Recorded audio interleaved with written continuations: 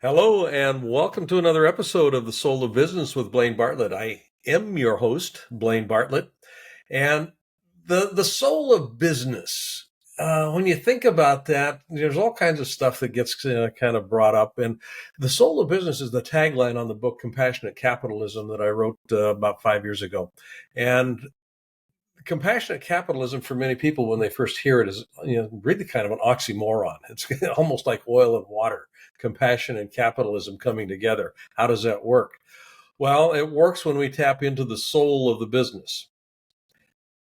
And that's what we want to be looking at right now. And my guest today, Rich Habets. Okay, Rich, you have Habits. I know, I'm just looking here. Yeah.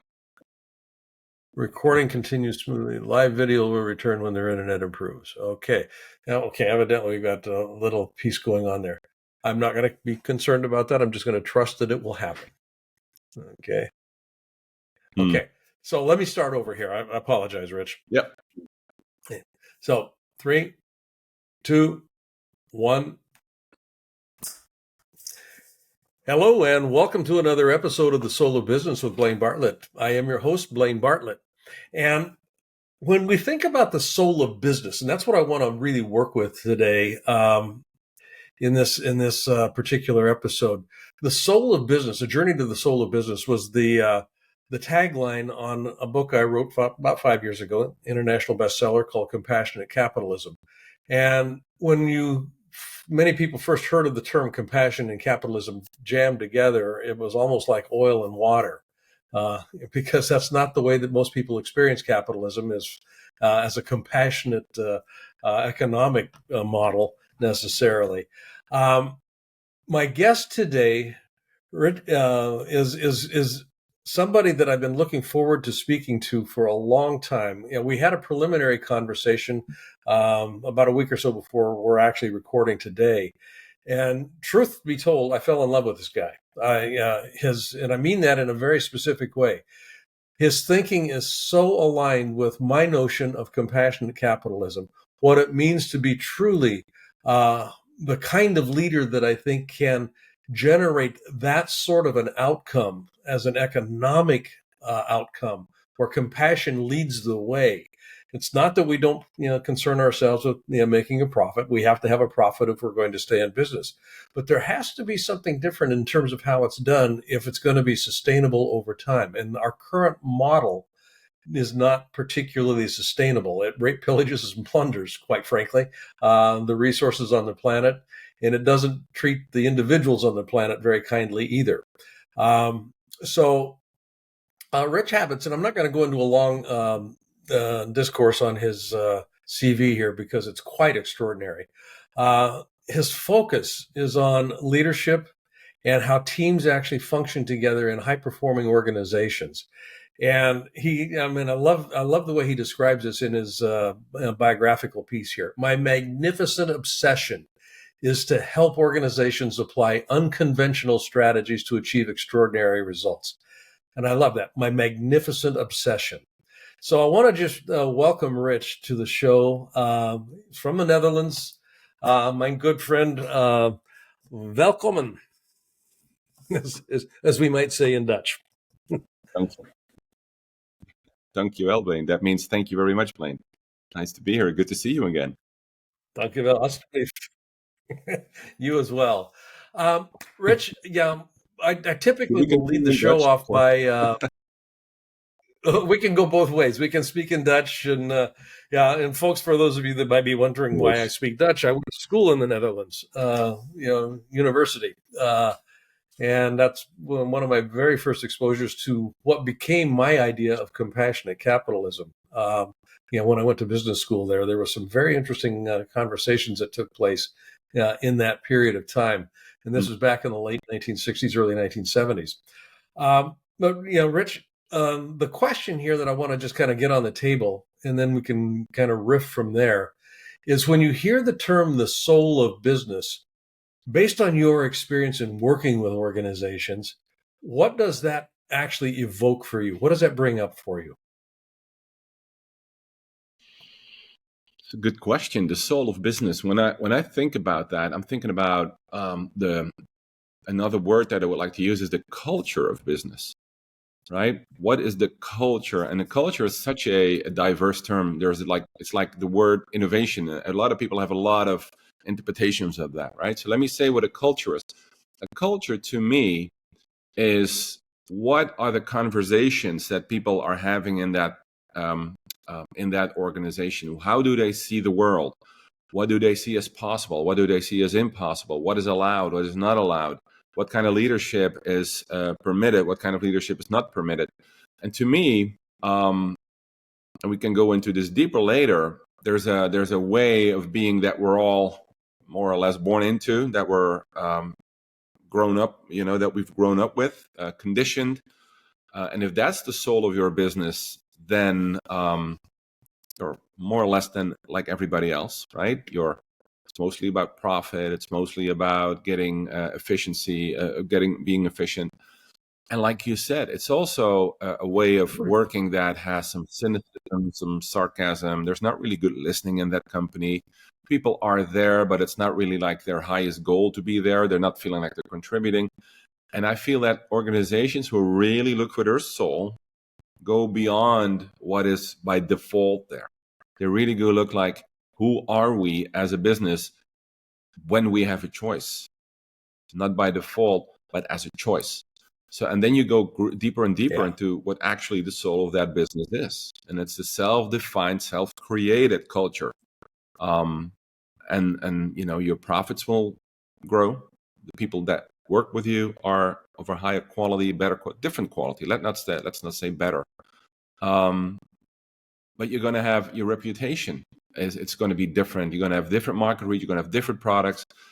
It's just a different sort of business when it's a created way of being in that company, instead of let's just put some people together, let's implement some processes, and let's see what happens, like what everybody else does, and let's run faster than everybody else does, which is more or less the default way of doing business. And it's just my personal opinion. Yeah. No, I love that, because what you're describing, and at least for me anyway, and this is my language for it here, is kind of and you use the word default, but it is the default mindset about how organizations, how businesses in particular, are quote unquote supposed to run. And profit is king, and we need to have regular work hours, and there's processes that are tailored to output, not necessarily to innovation. I mean, there's all kinds of things that end up collaborating together to produce this culture or this mindset that we operate from. Okay, and when I think about this as a kind of a map, think of a pyramid, and most we can think about pyramids all day long here, as ways that people begin to describe organizations. Most people will organize, particularly leaders, around the notion of vision, strategy, tactics, and it's a hierarchy. There's a vision as a platform, and then we build strategy out of that, and then we have the working tactics that execute off of that strategy. Underneath that level of vision is a layer of what I'm calling mindset or paradigm, or that default culture that typically is not examined. It's inherited. Now, this is just kind of my take on what I hear you saying here. And that actually becomes pretty reified. It becomes pretty solid, pretty impermeable over time. It's just there, almost like a concrete foundation. But underneath that is where the soul or the spirit of the business actually lives. But it doesn't have a chance to poke its way up. And if we can begin to examine that almost seemingly impermeable culture barrier, we drop into, or at least have the opportunity to drop into, what that soul can be. And this is, for me, where the use of imagination comes into play. Imagining what could be, not imagining what is. Imagining, what if? Those sorts of things come into play here. And unconventional strategies emerge. And out of that can become some very extraordinary results.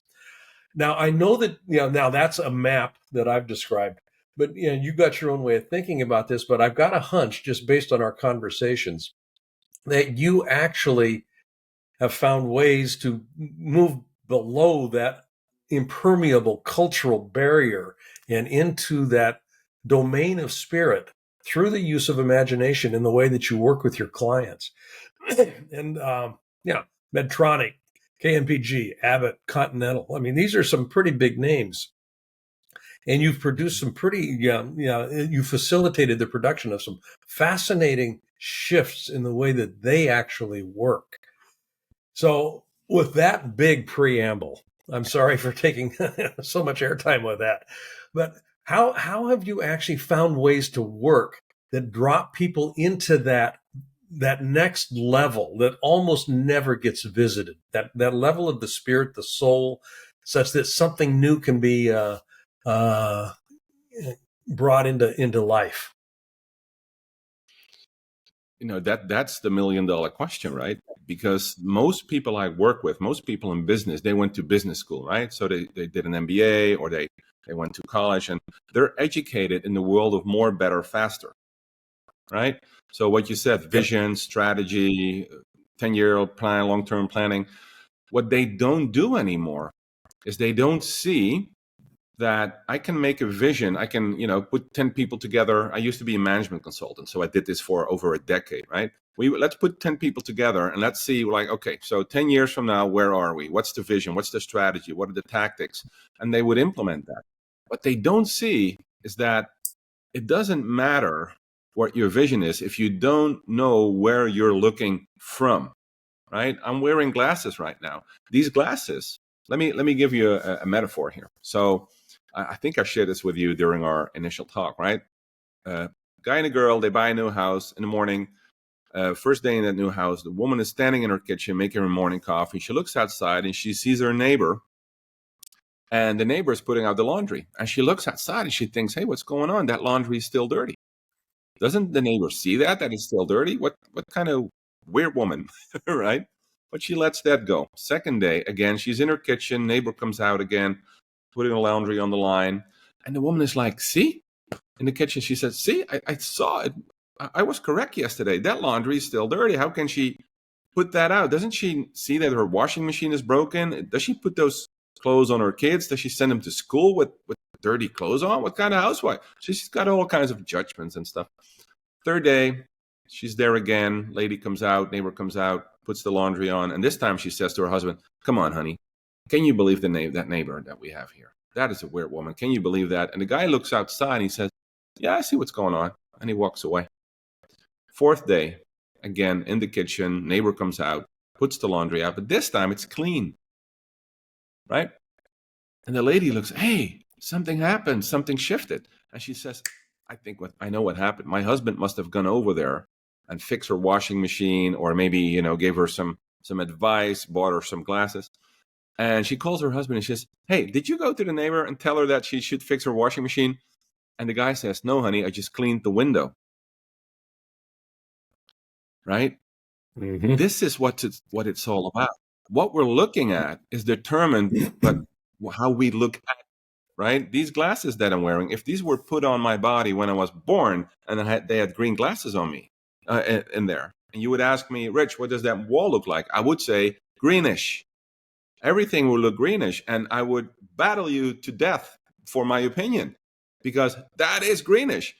Unless somebody told me, wait a minute, let's take these off. What do they look like now? Oh, it's actually white. So the glass we don't see, we look at something from a perspective. We are a point of view. We don't have a point of view. We are a point of view.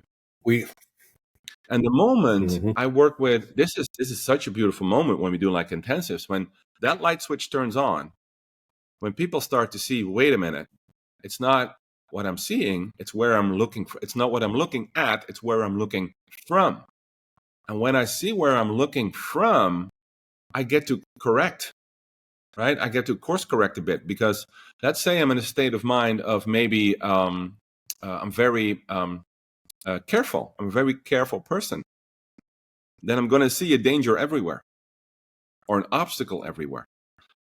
unless I become aware, like, hey, look, from my conditioning, I've become very careful. So from that point of view of being careful, I'm not going to take a lot of risks anymore. Can you imagine a CEO who's not taking risks, right? At a certain moment of growth, that's great. But if you're in a free market, that is not a great point of view to have. So what I do with teams is really look at who are we, where are we looking from, and how does that determine what we see out there, right? And once we get clear on how we look, how can we shift where we look from to a more empowering way of looking at it so that we have a clearer view of what's actually happening? Like that lady, right? She had no idea she was looking through a window. And the moment it was clean, she had a much better view. The laundry was never dirty. The laundry was always clean. And now the window is clean and she has a better look with reality. And if you have a better look at reality, you can deal with it more powerfully. You cannot deal with a reality that you influenced. It's really hard, right? If you look back, so with her neighbor, she was gossiping about her neighbor. She was already thinking, what a crazy woman. She had judgments based on a window, on a point of view, right? If she would have had a clean window in the first place, she would have never had those judgments. The gossip wouldn't have been there. And she would have just been more powerful in that reality. And that's when that light switch switches on, and we always do like 3 to 5 days with teams, right? And then it switches on, and you see in the room like, oh, that's what's really going on. It's not there, it's here. It's our perspective. Yeah, it's here. Yeah, it's our perspective. You know, that reminds me. I was doing some work years ago with. It was in a healthcare situation or hospital system, and I was working with. And I think this matches pretty closely with what you're talking about here. But I was working with a young woman that had just recently been moved into an executive position. It was her first executive level position. And there was a fellow on the team that had been, he was, 35 years in position. He was a senior executive on the team. And he had a reputation of just being this absolute curmudgeon, difficult to work with, a taskmaster, brute. He didn't suffer fools lightly. I mean, all of the general appellations that you might think about that kind of a person. And she was having a difficult time with him. And she knew of him before she came into the organization, and definitely knew of him before she was moved into the organization's executive suite. And so in her mind, she had a perspective about how he was, period, how he was. And she wanted some help in working with him because she said, I can't work with this guy. How do I actually change him? And I said, that's exactly the wrong question. That is not the question you need to be asking. So here's what I'd like you to be doing for the next 6 months. I'd like you to just begin imagining him in being the kind of person you would love to be working with. And she said, that's stupid. He's not. Why would I even imagine that? I'm going, yeah, I know that. And he's not going to change, but just humor me in this if you're willing to. And she said, okay. And so for the next 6 months, and I would check in, every couple of weeks with her because I was coaching her on a fairly regular basis. How's it going? Are you still doing the imagination work? And she said, yeah, I am, but there's nothing objectively that's changing out there. He's still an idiot from her perspective. About 5 months in, fast forward here, I said, how's it going? She'd been pretty diligent about doing this practice. And she said, I don't know what's happening, but he's starting to change. And I said, interesting. How is he starting to change? Well, he's a lot more engaging. He's actually listening a lot better than he used to. He doesn't cut me off like he was earlier on. He's not as acerbic as he has historically been. I said, well, that's interesting. Maybe he just continue the practice and see what happens here. Fast forward here, about a year and a half in, they're best buddies. They are just getting along great.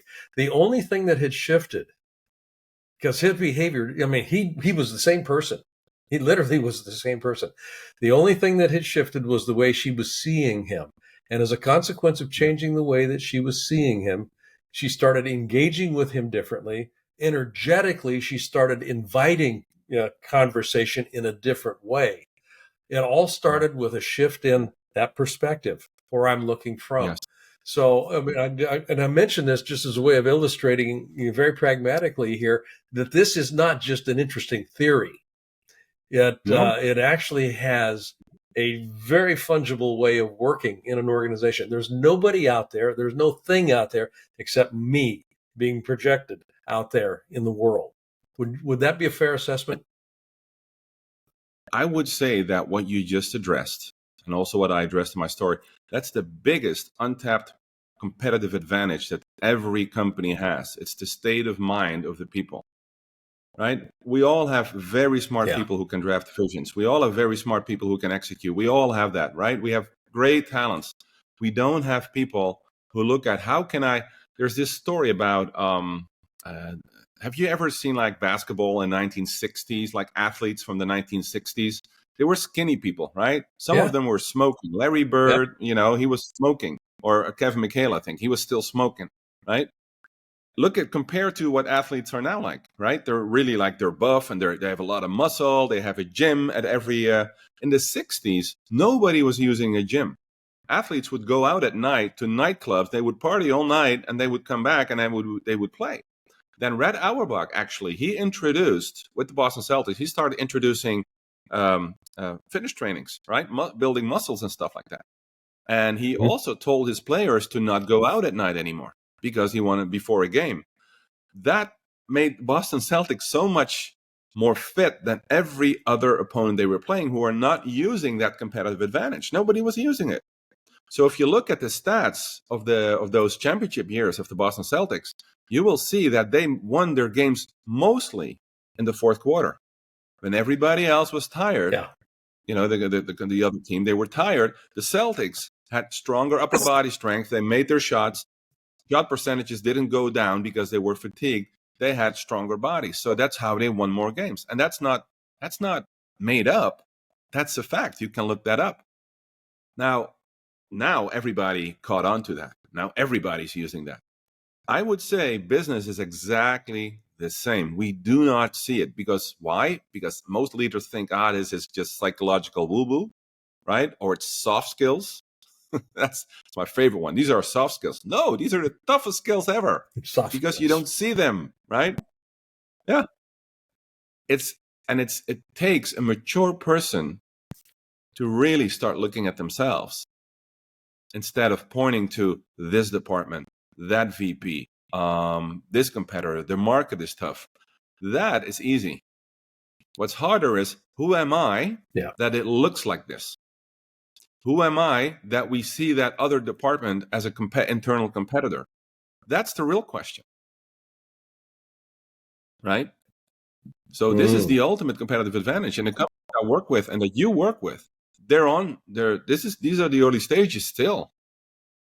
In 10, 20 years from now, everybody's using state of mind as a competitive advantage. So I would say to all the companies not using it yet, jump on this train because it's going to give you a huge advantage. I love this. We're going to take a real quick break here, Rich. When we come back, I want to unbundle this who am I, who are we being such that we have this experience. So this is great. I love this conversation. And I want to have that. Yeah, we'll frame that in a leadership conversation. Okay. So how do we actually lead people into a different I am mindset? Okay. Folks, we're listening to Rich Habets. We're going to be coming back in just a minute. Stay tuned. The nature of life is evidenced in nature. Nature grows, and all of nature honors the desire to be more, to have more, and to do more. Life thrives when it's allowed to grow. And ideally, thriving is what we also, all of us, want to be able to do. Unfortunately, at some stage in life, most people find themselves settling into what I can only call a rut. And a rut is nothing more than a coffin with the ends kicked out. You want to quickly get out of any rut that you find yourself in.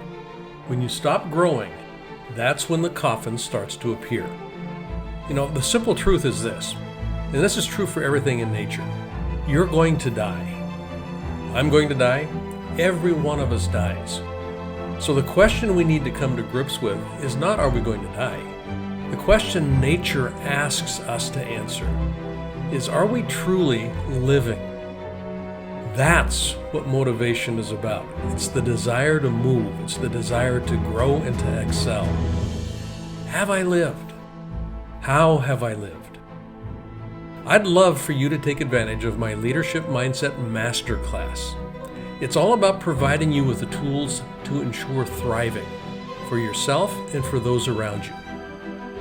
Register today to receive the free introduction video and find out more about this acclaimed program. You'll also receive a copy of my international #1 bestseller, Compassionate Capitalism, A Journey to the Soul of Business. I'm Blaine Bartlett, and I look forward to helping you thrive. Hey guys, welcome back. I hope you enjoyed that little brief interlude. Do take advantage of that masterclass. I think you're going to find that there's some very interesting things in there that can serve you very well in your journey to the outcomes that you'd like to achieve as a leader. And speaking of being a leader, when we broke, I mentioned that I wanted to come back to this question or this comment that Rich made. Who am I? Who are we being such that we see or experience this out there? It's that mindset structure. And as a leader, how do you actually facilitate? And this is the question that I put on the table for us to just kind of unbundle, Rich. As a leader, how do we facilitate a shift in mindset with the folks that we're working with, such that what we're experiencing out there begins to shift differently in a different way? It's not just business as usual. We're not just overcoming the same problem that we've had for the last 15 years. We're actually doing something different because we're seeing it different. Mm-hmm. Well, I think there's 3 levels to that. The first level is seeing it for yourself, right? So I can, if I talk to somebody and I try to explain to them that they're not seeing a world, they're seeing their perspective, right? I cannot tell that to somebody if I haven't seen that for myself first, right? So the first level is always having a breakthrough in my own, like, hey, this is how it works. It's not like I see a world and it is that way. There's no isness to the world. There's just a perspective. And I see that for myself first. That's level 1, right? Having that breakthrough. Then what most people do when they have a breakthrough and they see something from a different perspective, most people don't keep that alive. Why not? Because, busyness, distractions, business as usual, lots of things to do, many, many tasks. So it's really the leaders that keep that alive over time, that practice that, because one breakthrough, one way of seeing it differently isn't enough. You have to keep it alive over a longer period of time until it becomes part of your psychological makeup, right? So that's level 2. Once you have seen it, kept it alive, and it becomes part of who you are, part of your new programming, you can then really start sharing that with other people, right? It's almost like somebody who's heavily overweight trying to tell somebody what they should eat. That doesn't work. So see it for yourself, keep it alive, practice it, and once you're comfortable, once you have an embodied experience, you can teach it to others. And I see the leaders who do that, they have an enormous impact because where they're coming. Yeah, go ahead. Go ahead. I see the leaders that really do it that way. They don't have to sell anything anymore. They don't have to convince anybody because who they are is what they're talking about. And that communicates like 100-fold stronger than coming from some theory like, hey, remember that you have a perspective. Yeah, great. Thank you, Einstein. You're not embodying it, right? So I really recommend work on yourself. Really start seeing, who am I being? Who am I? Where am I looking from? What are my perspectives? What do I do under stress? Keep being with that for a year, 2 years, sometimes 3 years. Get a really good coach, right? There's 2 on this screen right now. And thirdly, really then, once you see that, share it with, and then share it with others. I would say that's the way that works best. You're actually describing the behavioral analog, if you will, to the way that I define leadership, which is about influencing others in order to co-create coordinated movement. So there's three pieces to this. The influencing, which is state of being. Okay, it's not command and control. It's not about a telling process. It's I influence just by who I am, and that can move me in all kinds of different directions. And if I'm beginning to become aware of what it is that we're talking about here, this mindset, the aha. There's no world out there. What I'm seeing is is my perspective being projected. It's our perspective being projected. So, beginning to practice recognizing that that's a truth. That's how I begin to influence, and then co-creating with others. That's the teaching piece. How do we actually bring people along with that? And then we're going to stumble as we move forward here, which is where coordinated movement comes in. But that's a whole communication section that is kind of distinct from these other two pieces, the influencing and co-creation. Yeah, absolutely. This idea about, I experience it for myself, and then I develop ways to keep it alive. And I'm intrigued with this because in the work that you've done with the leaders that you've worked with, and I've got to assume that they're very similar to leaders with whom I've worked. These are high-performing people. The idea of more, better, faster. Getting them to slow down long enough to, number one, appreciate that something's going on, but number two, after that, recognition, that aha. What practices do you bring into your coaching work with these clients that begin to keep that alive in them such that it becomes palpable in their organization as a leader? There's various ways of doing that. My favorite way is I help them really do, I help them look at who have I become up till now, right? What are my main survival strategies, for instance? Who am I under stress? So I know a lot of leaders who've come to depend on their smarts, on their intelligence, right? On their mind, because they've been the smartest boy in class. That's how they created a career. At a certain level, it doesn't work anymore if you're constantly trying to prove that you're the smartest boy in class, right? But you know as well as I do that many, many leaders still depend on that, and they drive their people crazy because they need to know everything. And they constantly challenge people based on smarts. This is just one formula that most leaders have, right? So they really need to see that, look, what got you here won't get you there. Because if you keep staying that kind of leader that needs to know everything and needs to understand before you move on, you're actually a liability to your team. And once they really start to see, without making anything wrong about it, right? There's nothing wrong with it.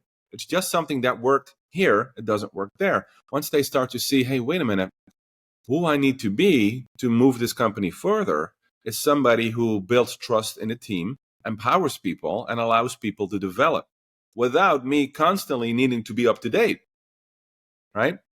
Yep. What happens when they become aware of that, they get to practice. And I coach them like, hey, look, you got in the way of your people there. I'll share a short story with you, really short story.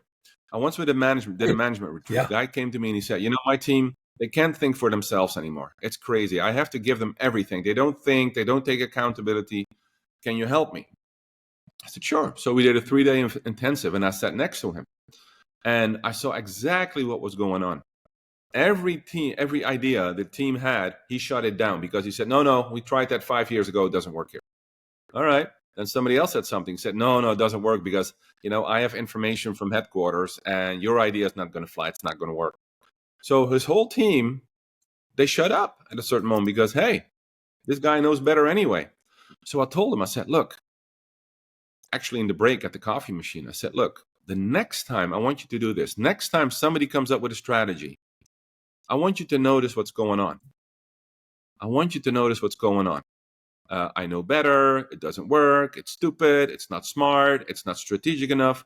And don't let it come out of your mouth. Just keep it in and see what happens. Right? After the break, team did it again. And I saw the guy, and he was trying to keep his mouth shut, but it cost him so much energy to do that. Right? And I sat next to him. I even tapped him on the knee like, don't do it. Don't interfere. Don't do it. And at a certain moment, he didn't hold it in anymore, and he just interfered. He said, "Look, we have to cut this conversation short because it's not going anywhere. This is what's going to happen. We're not going to do this. Your idea doesn't work. We tried that before." So I said, "Okay, everybody, time out." So we took a time out. Everybody walks out, and the guy was furious with me. "How can you do that? You're undermining my authority. I should never have done this with you. Blah blah blah blah blah." And I'm good. Look, I get it. You're upset. Let it sink in and see what happened. I'll see you in a couple of weeks. So a couple of weeks later, he calls me. I never forget. He said, "Rich, this is exactly what's been limiting me to go to a next level. This is exactly why I'm always exhausted. This is exactly why I never have a team that functions. And it's because I always want to know better, because that's my whole self-worth is tied in with being smart." And he said, "I feel worthless when I'm not the smartest boy in class." But he said, "For the sake of my team, for the sake of my growth, that's something I'm going to have to put on the shelf." And I was like, hallelujah. He gets it, right? From that moment on, it's not like he didn't do that anymore. He just became very, very, very aware, because you're never going to get rid of it. But he became very aware once that survival strategy that he's developed, when it popped up, he would just turn the volume lower on it and just keep the room open for his team. And his team started to develop. They started to share. They started to open up, and he became more accountable, more independent. And he would just have less work. He would have better plans, and the team would be more collaborative. And he said, "My God, that was all I needed to know." I said, "Oh, it was a blind spot for you." The blind spot. I mean, and I shared a poem with you in our last conversation. About the failure to notice, and then until I notice that I'm not noticing, it's impossible for me to change. And this is exactly what I hear you describing about this interaction. Was he wasn't noticing that he wasn't noticing, and as soon as you kind of held the mirror up, it's kind of like, now. Then it was a question, well, what do I do with this? And it's uncomfortable. How do I cross my arms? It's kind of like, bite my tongue. When I'm going to go all the way back to our beginning here, the soul of business, being able to drop below that permeable membrane, or that impermeable membrane of culture, mindset, habituation. The teams that are, the people in my organization are closest to the work. They will know something is up. They will know that something can be fixed. They're the ones that know where the machines are working and how they're working, and all of those sorts of things. Until I can get to the point as a leader of letting them, the collective intelligence, these are bright people, and not just from an intellectual perspective, but collectively intelligent. We can move mountains when we tap into that collective intelligence, because it's where the spirit actually can inform what's next. These people are connected to this at a very fundamental level, not at the management level, where we're looking 3 or 4 steps removed from the work that's being done. What's being done out here on the floor? How can we tap into that intelligence, that spirit, that aliveness that comes into play? And that's what I hear you describing very distinctly with this interaction with he and his team. All of a sudden, things began to happen in a different way. Where can people find out more about what you're up to, Rich? Well, I have a website, of course. They can find me there, www.richhabets.com. And everything I do is on there. That again? Well, it's my name, right?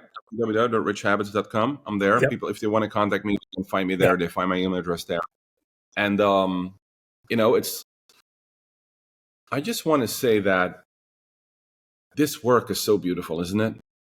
It's so amazing. It's such a privilege to have people really see how much they really got going for themselves and what they're capable of, right? I see so many people settling for, at a certain point they settle because they think, oh, that's not possible for me anymore. Or I'm not smart enough for this. I'm not experienced enough. No, I'm too old for that. They settle and they really limit their leadership. What I stand for now and for the rest of my life, is a leadership that's self-expressed, creative, and free, right? Self-expressed as in not needing to please, not needing to attend to an agenda, just my full authentic self-expression as a person of who I am, not bound by my past. Creative as in not reactive, not as in fixing, not as in changing, but in creating new innovation and in being free. And with free, I mean I'm an independent person. I'm not here to kiss up to my boss or to come up to an agenda. No, I'm a free-minded spirit person. And if we would bring just more of that to business, and we all have it. We all have it. Nobody accept it. Yeah. There's no exceptions here. That's what I mean. There's no exceptions. We all have that. And if we bring that to business, the business flourishes. And I've seen that so many times, Absolutely. It's not even a coincidence anymore. Yeah. And it's the difference between thriving and surviving. You know, the whole idea Blaine, I we don't can see you settle anymore. for what our mindset, what our culture And I don't hear you says anymore. we're supposed to be. Yeah. So we just survive. We settle into it. I want to thrive. Life's too short. I want to thrive. So, folks, we've been listening to Rich Habets. This is Blaine Bartlett, the soul of business with Blaine Bartlett. Rich, I can't thank you enough for engaging in this conversation with me. I greatly appreciate it. And folks, check out blainebartlett.com. There's all kinds of stuff there that you can get access to that will enhance your ability to thrive in your life. And as a parting word here, find ways in your life to become centers of distribution, not centers of accumulation. When you're a center of distribution, you're going to find your life works a whole lot better because it's an inexhaustible paradigm. You cannot outgive the universe, and you are part of the universe. So act as if you have an abundance to give, whether it's a hug, a wink, or whatever it might be. This is Blaine Bartlett. We'll see you on the next episode. Take care.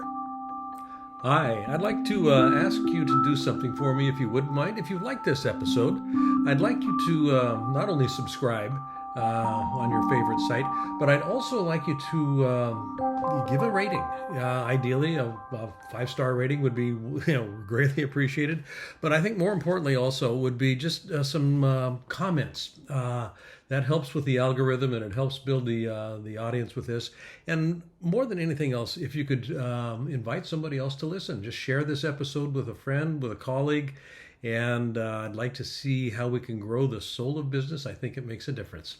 Thanks.